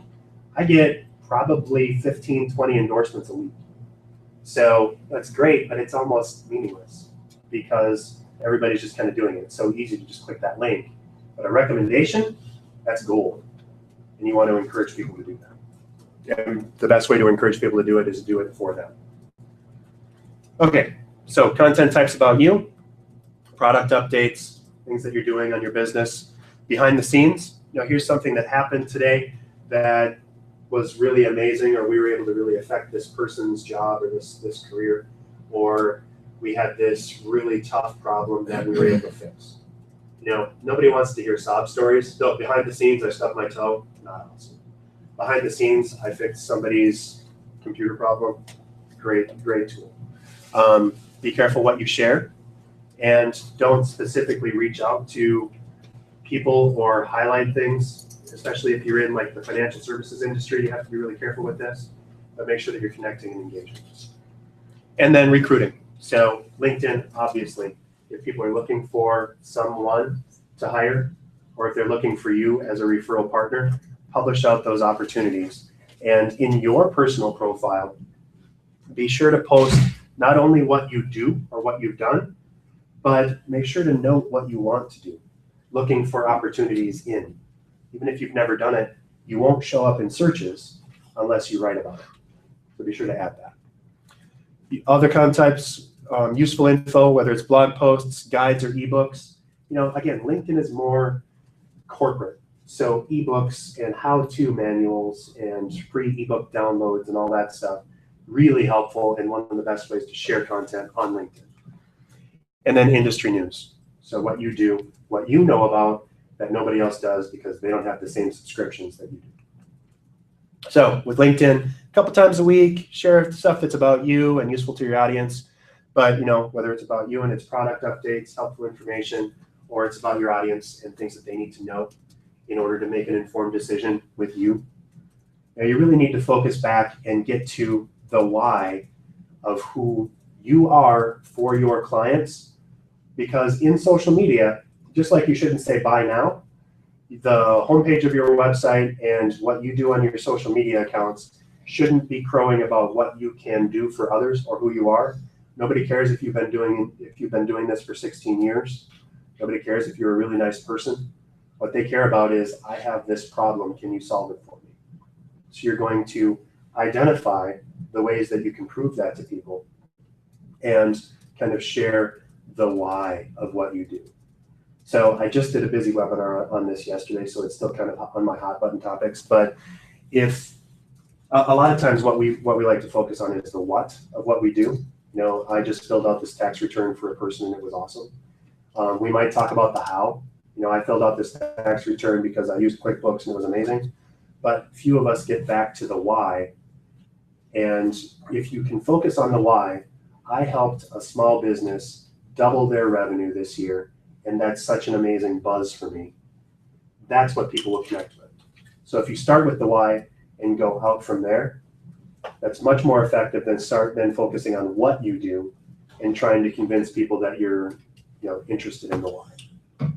And it's kind of obtuse, but I did a half hour on it yesterday. And so if you're interested, just check out our Busy webinars. It's at BizzyWeb.com/events. So, and I thought it was brilliant. Okay, how others are using LinkedIn. On their business page, Market News Suite asks questions. They share multimedia. They're helpful. They connect with people, and that's what they do.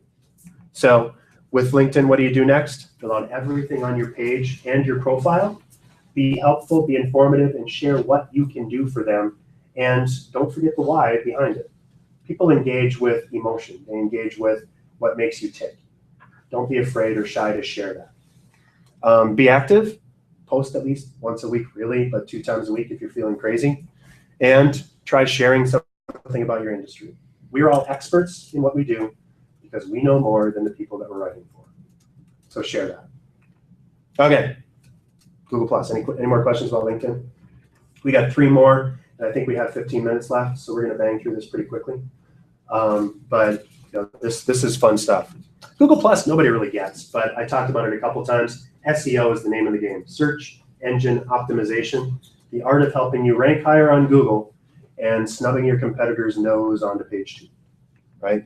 So Google uses an algorithm for everything that they do. There's keywords and key phrases. Those are the most often typed or searched things that you do. And so your job and your goal in SEO, which is really now content marketing, is to be smart about having the same types of content on your page and on your posts that other people search for. So that's what keywords are. You need to create fresh content regularly in order to prove to Google that you're serious about providing helpful content. So if you go in and you create a new website and you publish 50 pages on that website and it's all beautifully SEO'd or whatever, if you never look at it again, it's kind of like the game of leapfrog where you kind of go up a few spaces, but then your competitor updates a post. So that's more recent relevant content.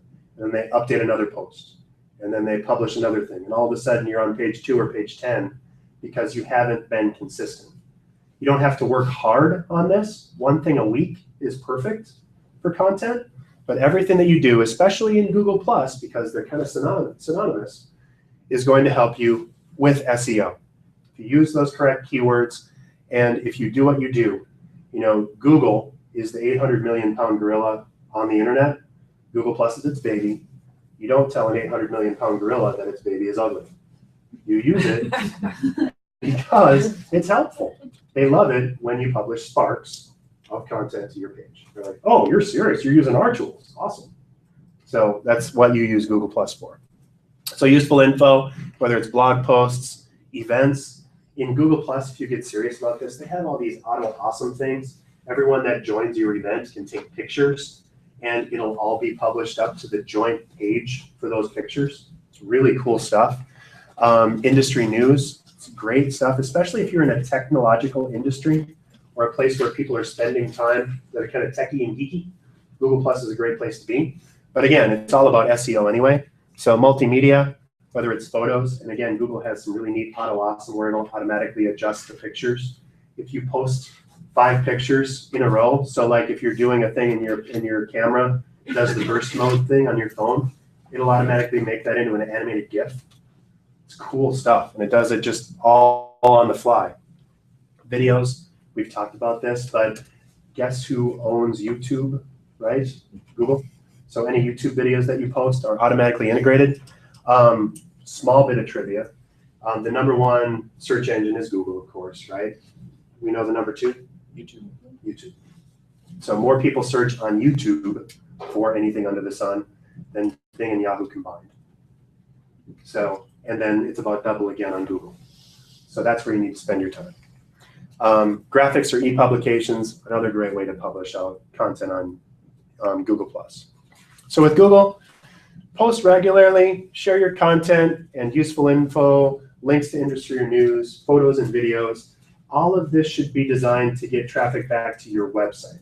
So if you're publishing content on Google+, it should be a link to your website with a little bit of extra content. Let Google grab the image off of that link, and that's where you're going to get all your real value. If you're doing nothing else for search engine optimization, creating a Google+ page and setting up a local page for yourself is going to shoot you up in rankings and get you found. If you don't have your Google+ local profile set up and you're a brick and mortar company, anybody that's advertising is going to be on top of you as far as the search results.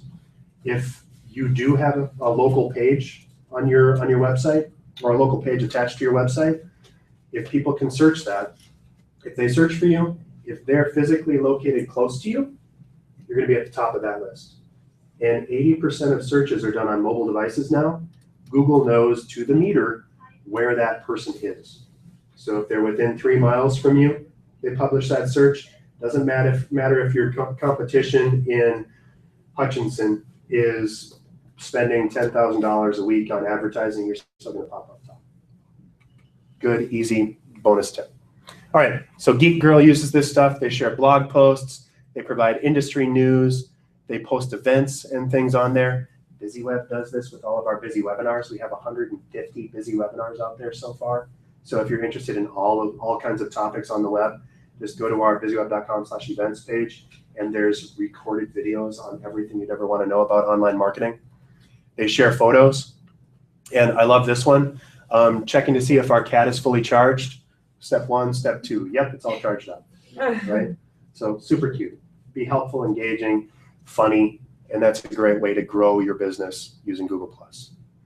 What do you do next? Share some blog posts, post a photo or a video, and use keywords that will get you found. Again, it's all about keywords, key phrases, and getting what you need to get traffic to your website. So, Pinterest. Visual content is really important on your website. We've talked about this on all of these, but since Pinterest and certainly Instagram are purely visual, I wanted to talk about it for a second. 90% of the information transferred to the brain is visual. If we see that, it's so much easier, especially when we're swiping with one thumb, when we're waiting in line at the supermarket to check out what's going on. An image will pop out. A video will start moving and pop out at you, so it's even better, right?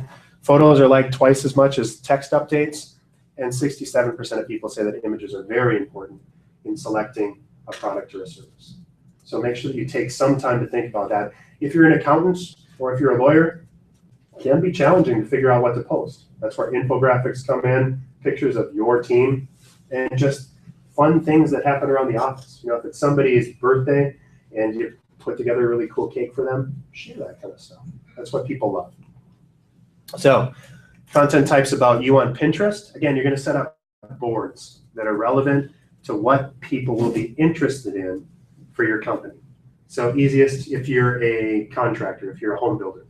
You can have exteriors, you can have kitchens as a board, you can have fun light fixtures, you can have before and afters, and then people can follow that entire board to see whatever's happening next. Didn't talk much about Pinterest's impact, but Pinterest pushes more traffic to websites than LinkedIn, Twitter, and Google Plus combined. So it's huge. And again, especially if you're trying to reach women that are crafty and that are doing a lot of things on Pinterest. So great way to reach out. Digital assets, digital downloads, things that have pictures associated with them. Video libraries, everything that we post, we should. I think I'm one of those do as I say, not as I do right now with our Pinterest board, but we should be posting every single busy webinar on our Pinterest page and letting people follow that board.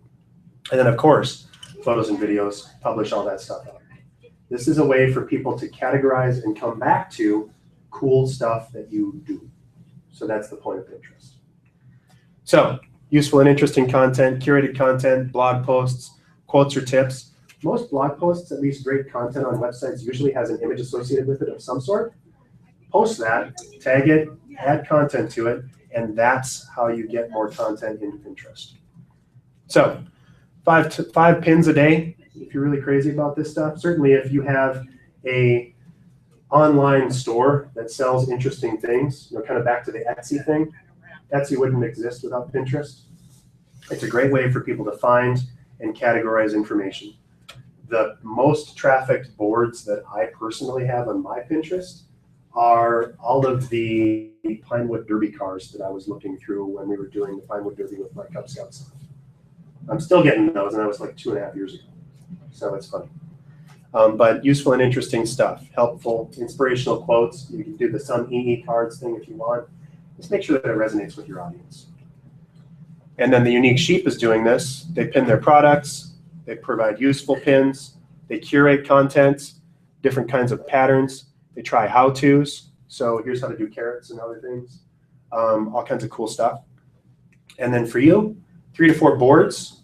Install the Pin It button. If you're not familiar with how Pin It works, you just browse the web like crazy, and then every time you think you see something cool that you want to publish, you click the Pin It bookmarklet, or the thing in your bookmarks bar, and it'll automatically pop up a little window. You select which image you want, you put your content on it, you tell it where you want it to go in your pin boards, in your boards, and like magic, it's out there. Browse your own website, browse your own YouTube channel, and do the same thing and pin things where you want them to go. And then provide a description and link to your products and things. Easy. All right, so we've gotten through all this content. You're brilliant marketers now. What do we do next? Here's some not to do's as well as how to fix it. So if you haven't completed your page, fill out all your information about your business, your logos, and your photos. Again, as a reminder, your logo should be square for all of these social networks. If you don't have a square version of your logo, engage with a graphic designer. We can do that for you, but figure out some way to do it. Even if it's just cropping up on the most interesting part of your logo. If it's all text, if you're engagedenterprises.com, maybe just put an E for your page. The key is everybody should be able to recognize you the next time they see you when they're browsing on their phone and they're nearsighted, so they're holding it way out, right? So don't talk about yourself all the time. Instead, balance it with helpful, useful, interesting content. Your goal in online marketing is to be interesting and to be the resource that people think about when they're looking for you, for your product or service. Infrequent posting or posting too much.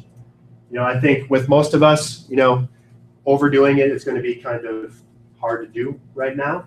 But if the last time you posted doesn't have a 5 at the end of the year, you should probably be thinking about updating your posts a little more. Ignore your fans. Don't do that. Say thank you. Answer their questions. Interact with them. If somebody takes the time to post on your Facebook page and ask you a question, you really need to have some measurement or some way to get back to them as soon as possible in there.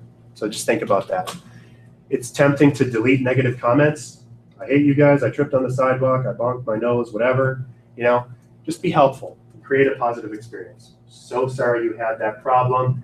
We'd love to help you again. We have some shoelace tying classes on Tuesdays, whatever. And then take it offline to get them to the next step. Don't forget to provide context and instead include a comment when sharing. When you're grabbing links from elsewhere, tell people why they should care or what you thought was interesting. You're curating content, telling them, isn't this amazing? As simple as that will get you a lot more than just posting a link and hoping for the best. All right, so we know that. And how do you know if it's working? Engagement. If people are commenting, if people are liking, if they're connecting back with you, you can see your trends in the insights where it's going up and down.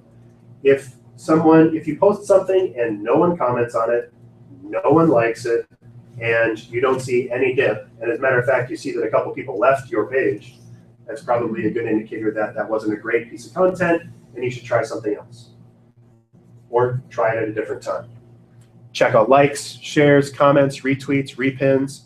If you start getting more followers as you're trending up, that's great.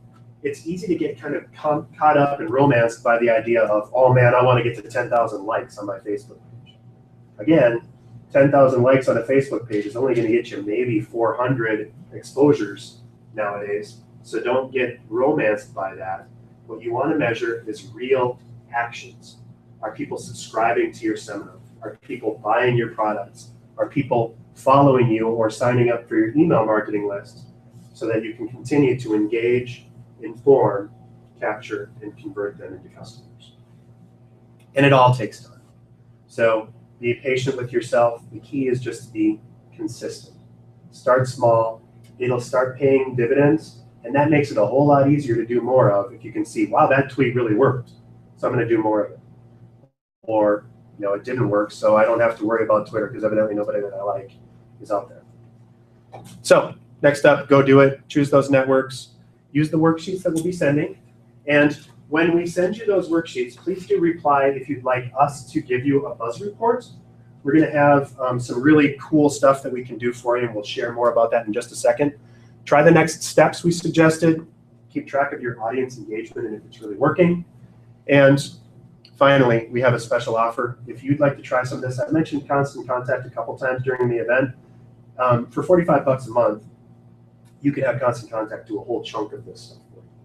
And so if you'd like to try it, free offer. If you sign up by May 8th, we'll actually give you a template for your email newsletters that matches your website. So you don't have to go through and pick all the colors and do all the stuff and change the images. We can actually build that for you. It's a $200 value. BizzyWeb, our Constant Contact authorized local experts, we're one of the people in the country that's authorized to do this, so we can do that for you. Yeah. How many emails a month can you send? For the 45, it's up to 500, or you can send unlimited emails, but up to 500 people on your list.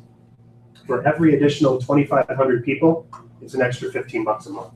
Up until you get into like the stratosphere. If you have like 10,000 people, it's not that much more. So, but for starting at 4,500, you can send 1,200 emails in a month to that 500 people, and it's still just. So, and then you also get the email marketing, the surveying, the event management, and what I think is my favorite is the social media engagement. So if you're interested, here's the details on that. And I won't go through this in too much detail because we're at time. In summary, again, if you need help with any of this stuff, BizzyWeb can't help you. We do web design. And so if you have a website that's struggling, or if you're interested or curious as to what you could do better, hang on for a second. We do hosting, so if you have a WordPress-powered website, we actively maintain, monitor, and check for all of those hacker things. Plus, we give you 3 hours of service and support every year to actually just call us up and fix things. We hate nickel and diming people, and that kind of goes against the whole generate buzz without getting stung thing. So we build things in that actually take care of you. We do online marketing, so everything that we talked about today, we have dedicated staff to help you grow. And Busy webinars are every Wednesday. I mentioned yesterday, I talked about getting to the why. Next Wednesday, we're talking about campaigns that drive action, how to do an offer or a promotion using email marketing. Really cool stuff. Just go to BizzyWeb.com/events. This is all the stuff that we have coming up in May. We got about 5 things a week that we do right now. We're going crazy on this. And then finally, if you want your buzz report, there's a form at the back of the room that looks a lot like this. If you fill this out, we're going to look at your website, your social media, your online marketing, and then we're going to tell you what you can do to get better results.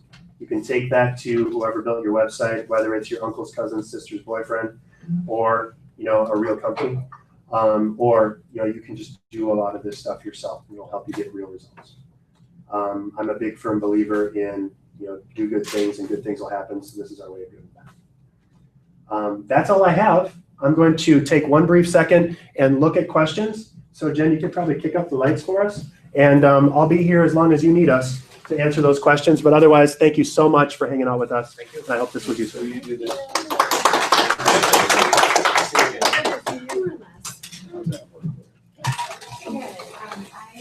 Okay, so Jennifer says, what about Flickr?